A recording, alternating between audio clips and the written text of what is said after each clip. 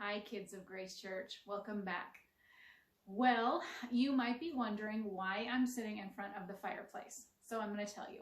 First, let's do a little review. We're in the Fearbusters unit, and hopefully you've been keeping up with the videos.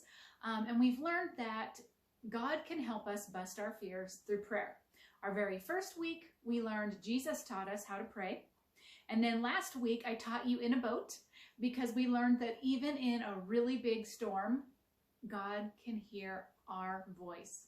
We just call out his name and he is there to calm the storm in our life and to calm us. Okay, today we're going to be learning a story about three friends who got roasted by some bullies. Now, I'm not going to give it away just yet. I want to see if you can guess. So I'm doing three friends from the Old Testament. We're going to go Old Testament today, who got roasted by some bullies. Anybody have any guesses? Maybe if you don't know, ask your parents. So you might know them by the names that we hear of them in the Bible, Shadrach, Meshach, and Abednego, but I prefer to call them by their original names. Their original names were Hananiah, Mishael, and Azariah.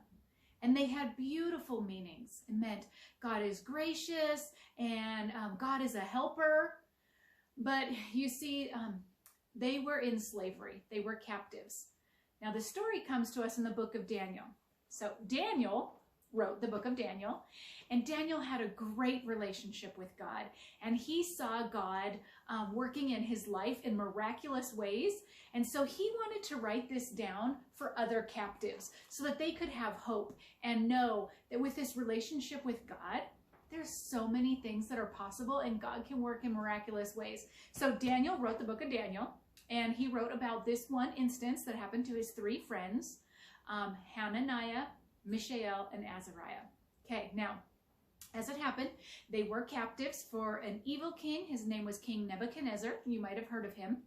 And he erected a 90-foot tall statue made out of gold. And you might be thinking, well, I don't really know how tall 90 feet is.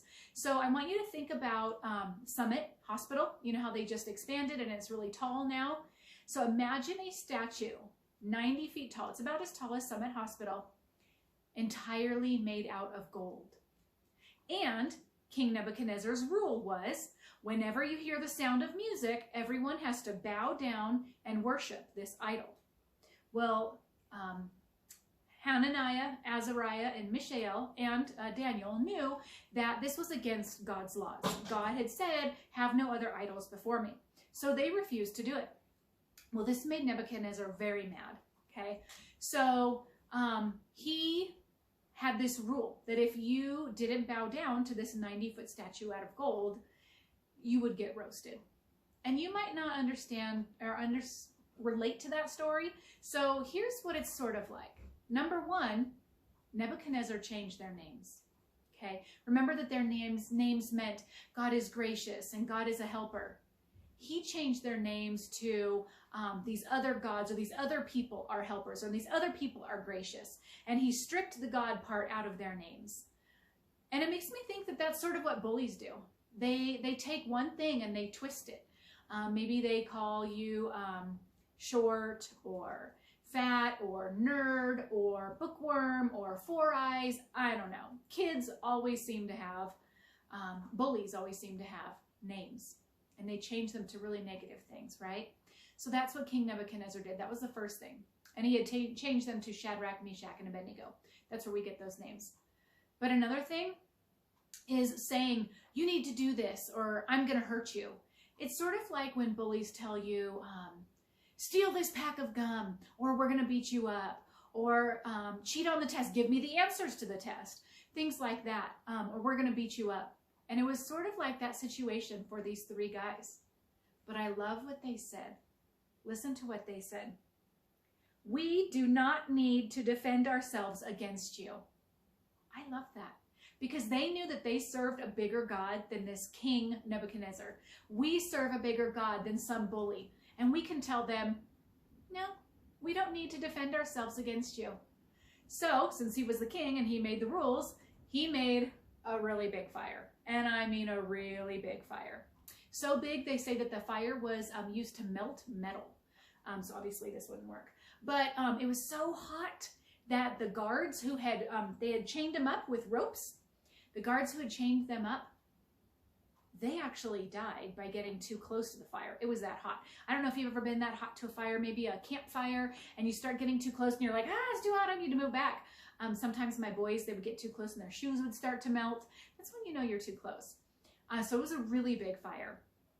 And they threw the 3 guys in, Hananiah, Mishael, and Azariah. They threw them into the fire. And King Nebuchadnezzar is watching all this. And then he jumps up from his seat and he said, wait, didn't I tell you to throw 3 people into the fire? And all the guards were like, yeah. And they're looking and they see 4 people walking around. Well, first of all, the ropes that they had bound them with had burned off. And I want to tell you, there is freedom in doing God's will. There is freedom in following God's rules. People think that, you have to follow God's rules and you're not free because you have to follow God's rules. But let me tell you, actually, it is very freeing. Okay, so their ropes had burned off and they're walking around inside this really hot furnace, the fiery furnace. So who do you think that 4th person was walking around in there? We don't know for sure, but there's a lot of Bible scholars who think that was Jesus. And I like to think that it was Jesus as well.